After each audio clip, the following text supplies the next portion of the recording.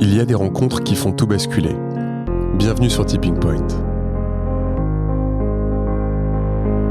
Nous sommes Lucie et Romain, entrepreneurs convaincus que les entreprises et ses leaders jouent un rôle déterminant dans la construction du monde de demain.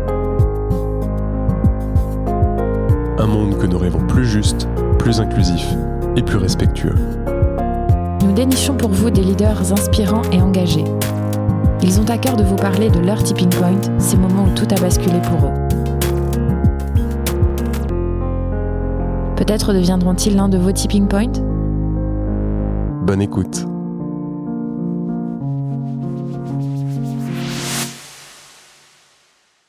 Bonjour à tous. Nous avons le plaisir ce matin de partager le micro avec Marc Dano, artiste au service de l'expression des collectifs. Dans un monde où les dirigeants, les équipes, les entreprises sont en quête de sens, Marc fait une proposition qui nous a séduites, créer une œuvre pour s'interroger sur ce qui nous relie, ce qui nous ancre, ce qui nous inspire. Alors c'est une proposition un peu différente des traditionnels ateliers de brainstorming autour des valeurs ou de la raison d'être d'une équipe ou d'une organisation. Marc, tu nous invites à revenir au corps, à revenir à l'intuition, à ce qui nous réunit ou nous réunit par l'art, par la création. Mais j'en dis déjà trop et je vais peut-être te laisser te présenter. Marc, qui es-tu ? Alors moi, je suis Marc Dano, donc artiste plasticien. C'est ma deuxième vie, puisque j'ai été au préalable architecte d'intérieur, spécifiquement dans l'environnement de travail, donc pour les entreprises. Et depuis une dizaine d'années, je travaille comme artiste avec une posture assez singulière, qui est de me mettre au service de l'expression des collectifs, comme tu l'as bien dit. Alors c'est une posture assez singulière, puisqu'on attend beaucoup des artistes aujourd'hui qu'ils projettent leur propre vision. On attend des artistes qu'ils nous délivrent presque comme des oracles de notre monde. Et moi, ma posture d'artiste est bien différente, puisque j'essaye de me mettre au service de la vision de mes commanditaires, qui sont des personnes individuelles, mais qui peuvent être aussi des collectifs, pour que les œuvres qui sont produites soient effectivement l'expression d'une vision qui n'est pas la mienne. Et donc ce travail que je fais, il est donc toujours participatif, sous différentes formes. Donc ça peut être des fresques que je réalise pour les commanditaires, ou aussi des formes de performance collective, d'improvisation, où je vais emmener des groupes. Voilà, en quelques mots, le panorama de ce que je fais.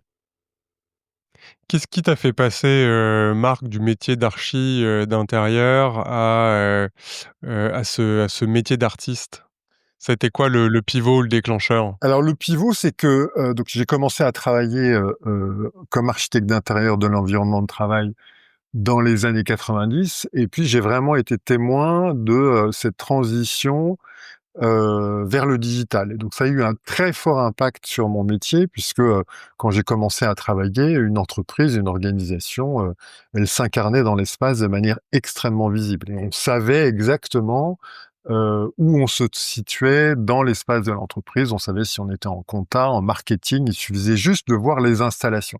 Et puis avec la digitalisation, et l'espace de production est passé de l'espace physique à l'espace digital complètement immatériel. Et puis cette tendance s'est aggravée, j'ai envie de dire. Et à un moment, moi, comme architecte d'intérieur qui suis censé créer un espace de production et d'échange et d'interaction, eh bien, il n'y avait plus de matière, en fait. Et il me semblait qu'on ratait quelque chose dans notre vie commune, dans l'espace. Il manquait l'expression, en fait, de l'identité de ce qu'on fait, qu'il fallait rendre visible quelque chose qui disparaissait dans la data, dans les serveurs. Et c'est à partir de ce moment-là que je me suis dit, sur ces murs qui sont vides, est-ce qu'on ne pourrait pas aider les collectifs les entreprises, les organisations, à représenter tout ce qui s'est invisibilisé. Donc j'ai commencé Mmh. à échanger avec les commanditaires pour leur dire: «Mais qui êtes-vous? Qui êtes-vous? Qu'est-ce que vous voulez partager de ce que vous êtes?» Et donc de là est né forcément de ce questionnement cette dimension participative. C'est pas simplement prendre un brief, mais c'est questionner et puis aller chercher l'assentiment du commanditaire, qu'il se reconnaisse dans cette œuvre. Mmh. Et justement, Marc, quelles ambitions est-ce qu'on peut avoir en tant que, client ou toi tu dis commanditaire, à quoi ça sert finalement, de créer une œuvre, on va poser sur le mur blanc potentiellement?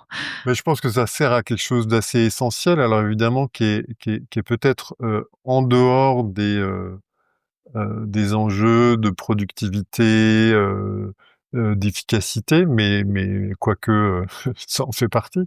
Je pense qu'on est de plus en plus désincarnés dans notre monde. Il y a beaucoup de choses qui, manquent de matière et heu, moi, mon sentiment, c'est qu'on les gens, enfin, nous sommes de plus en plus perdus dans ce monde qui va très vite, qui s'accélère, qui se dématérialise et à un moment, on a besoin de se reconnecter à ce qu'on est simplement, des hommes et des femmes, incarnés, dans un corps, avec des sens, une perception, avec, au sein d'interactions, humaines, et qu'on a besoin de se reconnaître dans l'espace de travail.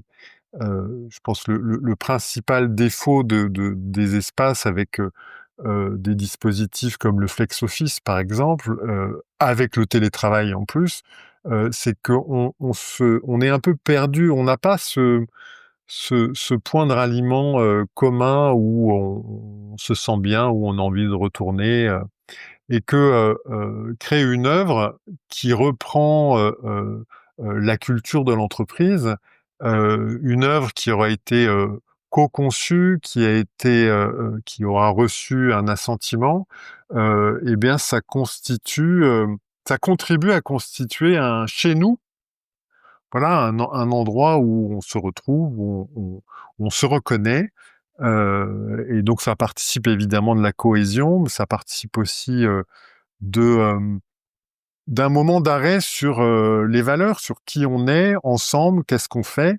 Encore une fois, dans ce monde où tout devient tellement invisible et presque mystérieux, ça permet autour d'une œuvre totem, de se rassembler et de se redire qui on est, pourquoi on le fait, pourquoi on fait ce qu'on fait, heu, et dans quel objectif. Mmh. Est-ce qu'on peut dire que c'est, finalement une ambition, autour du sens, de venir incarner le pourquoi est-ce qu'on est ensemble, qu'est-ce qu'on fait ensemble? Donc une manière aussi peut-être, d'incarner, différemment la raison d'être, les valeurs, la mission de l'entreprise, en sous une forme, assez atypique? Complètement. Et alors là, tu soulignes un point important et que moi j'ai vraiment découvert quand je pose à mes clients la question de: «Qu'est-ce que vous voulez représenter?» et je vais essayer de poser la question pour qu'ils ne répondent pas avant tout avec des idées, mais avec une grande réflexion, mais plutôt avec des métaphores, avec des images. En fait, ça permet de questionner le réel autrement. Et ça, c'est intéressant, et notamment dans les performances collectives où on va manipuler des formes, assez simples, assez basiques. En fait, on se rend compte que, se poser la question de la représentation, c'est aller, au bout du sens, en fait.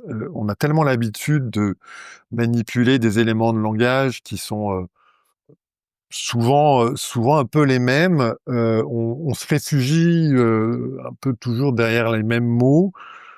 On sait vaguement ce que ça veut dire, mais quand il s'agit de donner une forme, quand il faut se poser la question, «Bon, OK, on va faire une œuvre ensemble», que ce soit voilà une œuvre que je fais par mon truchement ou par une œuvre collective. Quand il faut se poser la question, c'est la forme de quoi? Eh ben, on est obligé d'aller, de faire appel à d'autres sources, à un autre rapport au monde. Qu'est-ce que, heu, qu'est-ce que ça mobilise chez moi? Quelle énergie ça mobilise? Quelle expérience concrète, ça se raccorde et comment je peux lui donner forme? Et il y a cette, dimension de réflexivité, dans la création artistique qui, je pense, est extrêmement intéressante aujourd'hui pour, les entreprises et pour les collectifs qui, encore une fois, sont toujours un peu, prisonniers d'éléments de langage, de de réponses un peu automatiques parce que, bah, il faut aller vite et puis c'est vrai qu'on parle beaucoup et je crois qu'on parle trop et passer par une œuvre, la question d'une représentation, formelle et bien ça ouvre le champ, de signification peut-être, différemment et je pense que c'est précieux aujourd'hui parce que, bah, de fait, ça implique, l'intuition, ça implique, les émotions, ça implique, les interactions entre nous, et je trouve que c'est une démarche, très intéressante. Mmh mh. Mmh.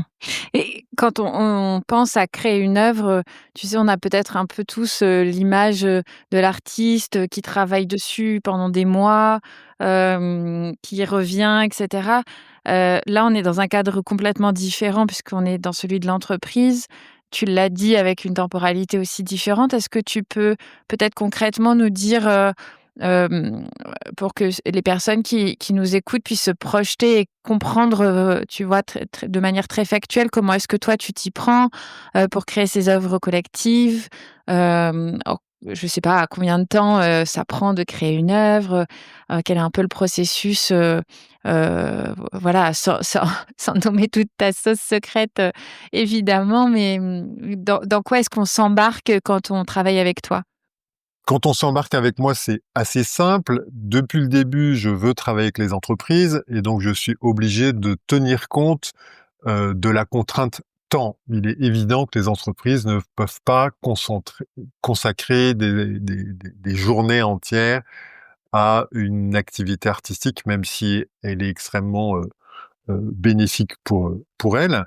Donc en fait, il va y avoir grosso modo 3 temps. Il y a un premier temps, qui est très important, puisque on va échanger avec, les futurs participants. Enfin, après une rand un rendez-vous de cadrage, on va, échanger avec les participants sur ce qu'ils veulent représenter.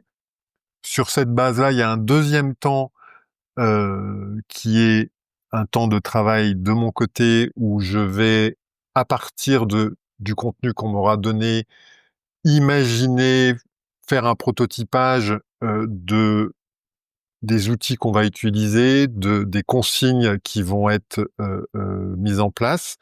Et puis, une fois que j'ai ce temps de préparation, qui est abouti, à ce moment-là, on peut, pendant, le temps qui m'est imparti et en général, c'est entre 3 et 5 heures, 5-6 heures, créer une œuvre. Donc c'est en fait assez rapide. Il y a un gros temps de travail de préparation de mon côté, mais ça n'a pas d'incidence sur la vie d'entreprise. Donc un premier temps, qui dure 1 heure, 1 à 2 heures où on va discuter et puis l'action, et la création proprement dite, qui dure entre, 3 et 5 heures. Le temps est une dimension importante, donc je me conforme, aux contraintes des entreprises, mais c'est vrai que ce dont je me suis rendu compte, c'est que, nous ne sommes pas des machines et que, les participants, heu, ont besoin de temps pour changer de logiciel, on va dire, pour, vraiment vivre cette expérience.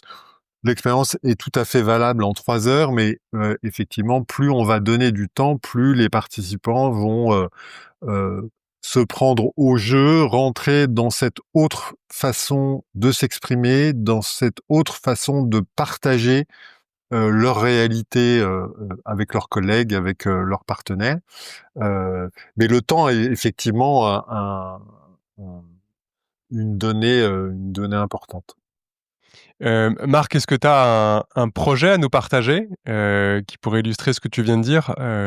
Et même qu'on pourrait même nous-mêmes, témoigner de ce qu'on a vécu avec le 6B puisque tu as participé à l'inauguration, à la création de l'œuvre collective, au 6B, mais est-ce que toi, il y a un projet spécifique que tu as envie de nous partager pour illustrer ce que tu décris comme process?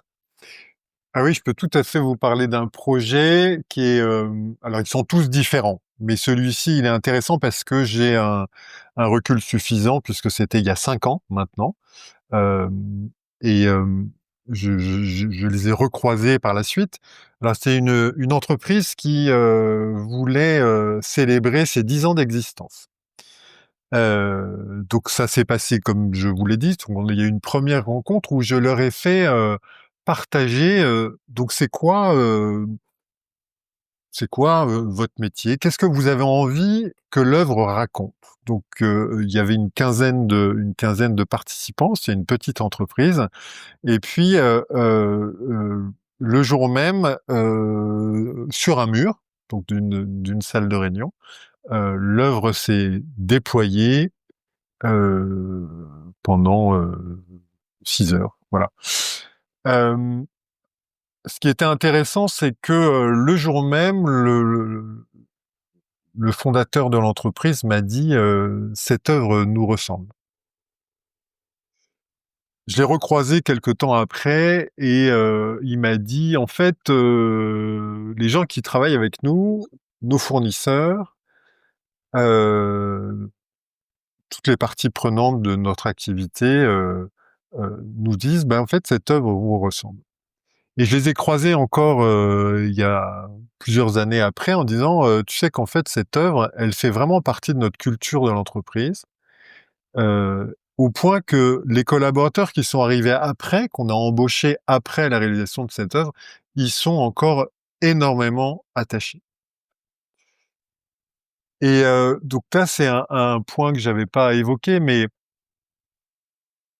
c'est quelque chose que j'ai pu constater aussi sur d'autres projets, c'est que, ça fait vraiment partie de la culture, c'est-à-dire que cette œuvre, c'est pas juste des formes et des couleurs. Elle a un contenu extrêmement fort, qui est puissant, effectivement, qui ne se, dévoile pas de manière, évidente.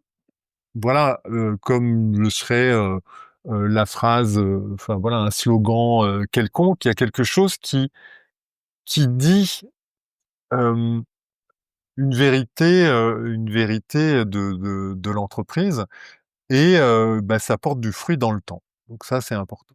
Et le jour même, parce que là, je suis allé sur les bénéfices dans le temps, qui passent, mais effectivement, le jour même, j'ai pu, voilà, là comme ailleurs, constater que, aborder la question de la représentation parce qu'elle est abstraite, ça questionne. En fait, il fallait, sur l'œuvre, identifier les différents pôles d'activité, de l'entreprise. Eh bien, ils se sont questionnés effectivement sur ces pôles d'activité, comment on les représente? Pourquoi telle forme? Pourquoi à tel endroit? Quel est le rapport de contraste, de proportion entre ces différents pôles? Ça permet de nourrir la réflexion, faire de revenir sur l'expérience, de la questionner, de la rendre vivante. Enfin, il y a quelque chose de très, enrichissant en fait, dans cette approche-là. Voilà. Mmh. Et après, ce qui se constate, sur chaque action, c'est que, bon ben, peindre, créer, c'est joyeux, ça fait du bien et les collaborateurs m'ont dit, des années après, voilà, ce souvenir reste très vivant des années après. Le souvenir de cette journée, parce qu'effectivement, ça se connecte à des choses, dont on a besoin. Le fait de créer des choses tangibles, le fait de manipuler des couleurs dans un monde qui est si gris, de bouger avec son corps, tout ça, c'est des choses qui font du bien. C'est, il y a un côté très réparateur, très régénérateur dans la création. Voilà. Donc là, j'ai évoqué un peu dans le désordre plein de choses qui sont des marqueurs de la création artistique participative, mais enfin, on pourra en dire plein d'autres. Mmh. Et c'est ce que j'allais dire, c'est que, pardon, mais nous aussi, on peut en témoigner puisque, donc, comme je le disais un peu dans ma question, nous, on a fait l'exercice ensemble à l'inauguration du 6B, de créer cette œuvre. Alors, ce serait assez facile de dire qu'une œuvre est un peu à l'image de l'entreprise. Il y a un cadre, il y a des règles, et puis à l'intérieur de ça, on peut faire une grande liberté, une autonomie de créativité, et cetera. Mais moi, il y a 3 choses que je retiens de l'expérience qu'on a vécue. Hem, 1, ça crée du lien. Ça permet d'exprimer, et de partager un sens commun, et puis ça fait du bien, ça fait du beau. Et moi, ce qu'on a vu, parce que nous, on avait fait des séances, je ne sais pas si tu te souviens, Marc, mais on avait fait 3 séances de 45 minutes avec 3 groupes différents. Un premier qui a démarré et puis après les groupes se sont suivis. Moi, j'ai vu les gens rentrer dans la salle la première fois, puisque moi, je suis pas rentré au premier tour, rentrer un peu léger avec le sourire en disant: «Bah, c'est chouette, on va aller griffonner quelque chose». Ils sont ressortis avec un espèce de sérieux, pas de gravité, mais du sérieux dans ce qu'ils avaient fait. C'est-à-dire qu'ils étaient à la fois, concernés, concentrés, heu et aussi beaucoup de fierté. C'est-à-dire qu'ils venaient de contribuer à quelque chose et de mettre une pierre à l'édifice. Hem, la 2e chose, c'est pendant la création, on était vraiment dans la métaphore du et pas du ou. C'est-à-dire qu'on construit sur la base de ce qui a déjà été construit, donc on ne déconstruit pas. Et moi, j'ai trouvé ça aussi très chouette. Et puis, le 3e effet qu'on a pu observer, c'est et on en parle et on en reparle. Et il y a et cette œuvre fait parler, puisque quand les gens viennent visiter le 6B, souvent nous posent la question de: «Qu'est-ce que c'est?» Et donc on a l'histoire d'eux. Et puis ceux qui ont participé à la création reviennent et nous disent: «Alors, elle devient quoi? Elle est où? Qu'est-ce qu'en disent les autres?» et cetera, et cetera. Donc il y a c'est comme, dans la temporalité, il y a eu un nouveau chapitre qui s'est créé et presque un quelque chose d'assez parallèle. Donc il y a l'histoire de l'œuvre continue de suivre l'histoire du 6B. Oui, oui, merci pour ce retour. Effectivement, il y a quelque chose de tu parles du sérieux de cette activité. Effectivement, notre monde est très mal à l'aise avec l'art, avec l'expression artistique. Plus personne se sent légitime. C'est vrai que c'est un travail que je fais dès le départ. Je pose un cadre dès le départ, en accueillant les personnes et en leur disant, que, elles sont légitimes à intervenir dans cette création qui n'est pas n'importe quoi et ce n'est pas rien. Même si on va faire des gestes très simples, des traits, des lignes, des formes, peut-être, très spontanées, ce n'est pas rien et en fait, ce qui est merveilleux, c'est que j'ai pas besoin de dire 2 fois que les personnes sont légitimes et que c'est important ce qui va se faire, qu'il y a comme une attente, une reconnaissance intérieure. On a tous été des enfants, on a tous dessiné, dansé, chanté de manière très spontanée et ça faisait vraiment partie de notre construction et maintenant que je m'adresse à des adultes, quand je dis: «Bah oui, mais c'est vous avez le droit, vous êtes légitimes, avec moi, je vous accompagne», eh bien, il y a cette espèce d'adhésion immédiate et ça, c'est assez dingue parce que je suis intervenu dans plein de contextes différents, que ce soit des usines, des gens des réfugiés, des gens qui parlaient pas forcément français, d'autres cultures, des gens très intellectuels, des gens qui ont plus l'habitude d'être manuels. Eh bien, il y a cette adhésion universelle à cette proposition de s'exprimer, à travers des formes et des couleurs et c'est pris vraiment au sérieux. C'est vrai, c'est très touchant et il y a à chaque fois une énergie qui est incroyable.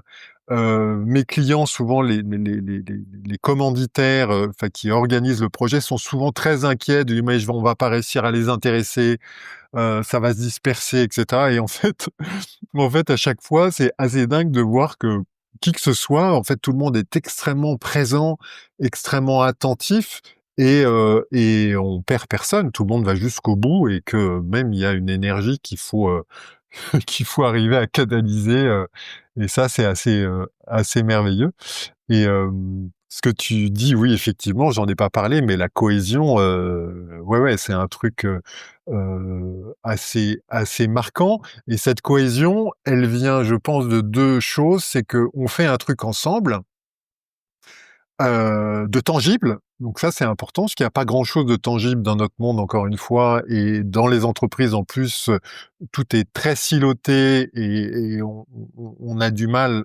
vraiment à coopérer et en fait, on coopère vraiment et ça, c'est quelque chose de précieux. On coopère parce qu'en fait, on est pareil et moi, je mets souvent en complémentarité la coopération et la compétition. Parce que, qu'on le veuille, ou non, en fait, la compétence, génère pas mal de compétition et ici, dans le domaine, enfin, dans le contexte des créations, artistiques, comme en fait, il n'est pas question de technique, de savoir-faire, de virtuosité, tout le monde est un peu sur le même plan et on se rend compte que on a les mêmes ressources. On a la même perception du réel, on sait reconnaître, la signification profonde des formes, de leur agressivité ou de leur, de leur douceur ou de la puissance de la signification des couleurs, en fait, on réagit aux mêmes choses, on est pareil. Et ça, c'est quelque chose qui participe de la cohésion, parce qu'en fait, on est pareil, on est de la même étoffe, on est de la même humanité, et donc ça crée un lien intime, très fort. J'ai différents, sujets, donc des fois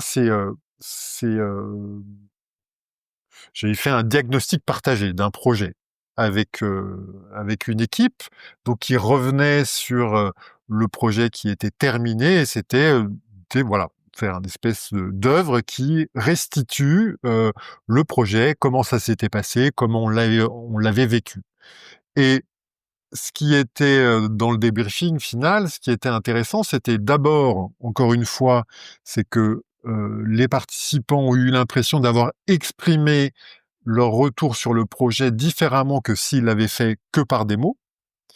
Et d'autre part, il y avait quelque chose de l'ordre de l'intime qui s'était créé entre eux, parce que ça s'enracinait dans des choses très fortes qui étaient les émotions, le ressenti, et qu'il y a un lien supplémentaire qui s'est fait autour de ce projet, donc dans un contexte complètement professionnel, euh, peut-être différent que ce qui se produit quand on fait simplement des post-it et puis des tableaux plus et moins d'un diagnostic partagé. Mmh. Ouais, c'est un vrai langage commun, sans avoir besoin de réellement parler, même si, je crois que tu me disais que, vous pouviez quand même échanger, et les mots sont posés après coup? Alors les mots sont posés après coup, mais même pendant. C'est-à-dire que en fait, les mots ne sont pas générateurs de la création, mais ils viennent la commenter. Donc en fait, on crée quelque chose. Je vais donner une consigne, 3 possibilités. La personne sait exactement comment elle va le traduire cette consigne par un geste. Deuxième possibilité, la personne a plein d'idées de la façon de traduire, donc il va falloir en choisir une. Troisième possibilité, la personne est face à une espèce de vide intérieur. Peu importe, les 3 possibilités fonctionnent et sont légitimes et quelque chose est généré sur l'œuvre. Et à ce moment-là, on se recule tous ensemble et je vais poser la question: «Qu'est-ce qu'on voit?» Et à ce moment-là, on met des mots sur ce qui est vu, mais ce sont pas les mots qui vont générer, l'œuvre.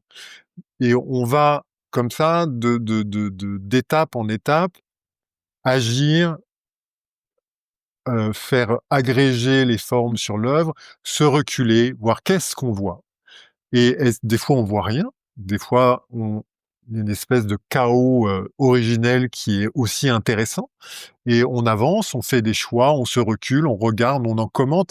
Et du coup, il y a ce côté très... de là vient ce côté très réflexif et très nourrissant, en fait, pour l'intelligence. Mais ce ne sont pas les mots, jamais, enfin, c'est ce que j'essaye de mettre en place, hein, que les mots ne soient pas encore cette espèce de discours très bavard avec les éléments de langage et des choses comme ça. D'ailleurs, curieusement, ce que j'ai pu remarquer, c'est que les personnes qui sont très à l'aise avec les langages, certaines, pas toutes, hein, mais c'est assez marquant de voir que des personnes très bavardes, qui sont à l'aise avec les commentaires, sont aussi les moins actives sur l'œuvre.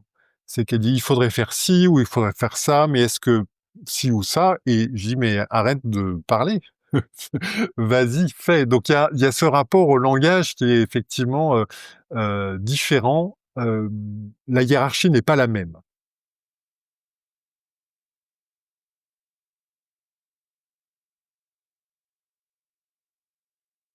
Mmh.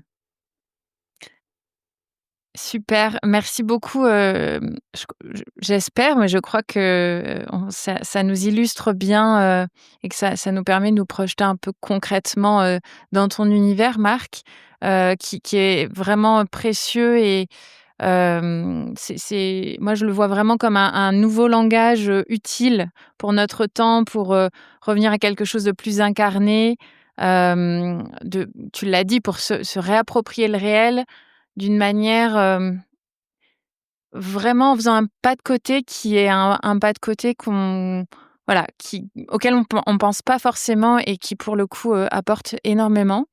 Donc j'espère que ça résonnera et que ça donnera envie, peut-être, à d'autres de se lancer dans l'aventure et de tester avec toi. Je sais pas si Bah, tu as un dernier mot que tu as ce que envie j'ai envie de dire, de c'est poser là que pour cette pour dimension conclure, artistique, elle fait partie cet de nous. épisode ensemble? Et on en a besoin.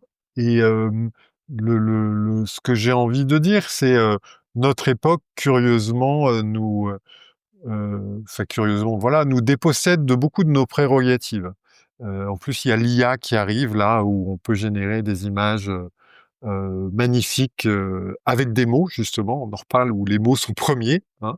Mais on a cette capacité et cette responsabilité aussi d'être nous-mêmes les créateurs de notre monde, de nos vies, et que la dimension artistique nous permet de transformer le monde avec une poésie dont on a besoin.